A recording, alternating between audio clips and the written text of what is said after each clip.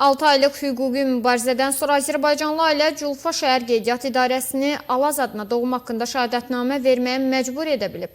Culfa Sülh Məhkəməsi qərarında vurğulayıb ki, icma mədəniyyətinə uyğun olaraq ad seçmək hər bir vətəndaşın hüququdur.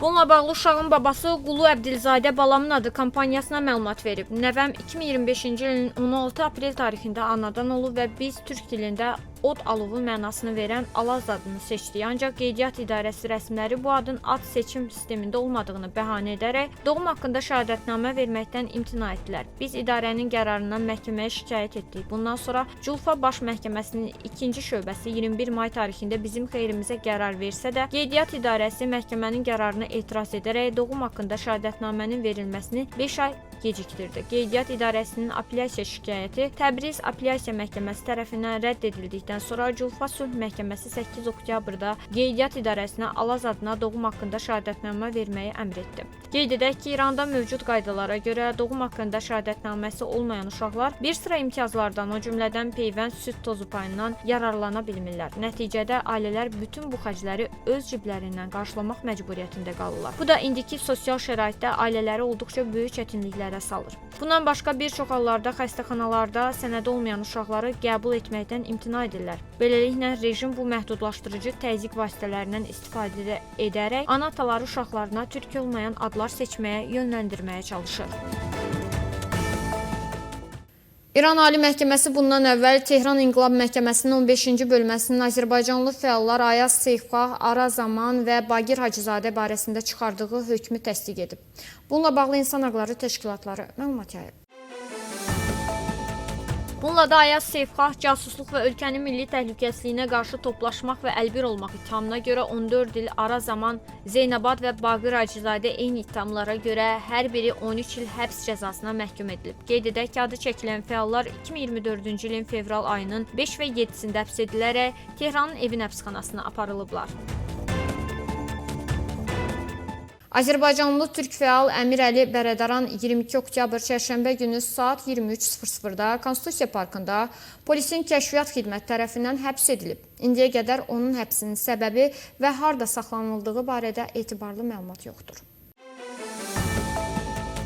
Bu, onun ailəsinin ciddi narahatlığına səbəb olub. Qeyd edək ki, Əmir Əli Bərədaran əvvəllər türklərin hüquqlarını müdafiə etmək üçün vətəndaş fəaliyyətinə görə təhlükəsizlik qüvvələri tərəfindən həbs edilib. O, sonuncu dəfə 2024-cü ilin fevral ayında Ərdəbil, Xiyav, Rəşd, Urmiya, Təbriz, İslamşəhər, Tehran, Kərəc və Astara şəhərlərində həbs edilən çox sayda azərbaycanlı fəalla birlikdə saxlanılmışdı. Xocalı rayonunun Ballıca, Təzəbinə və Badara kəndlərindən növbəti köç karvanı yola salınıb. Ümumilikdə 47 ailə 185 nəfər öz doğma yurduna qayıdıb.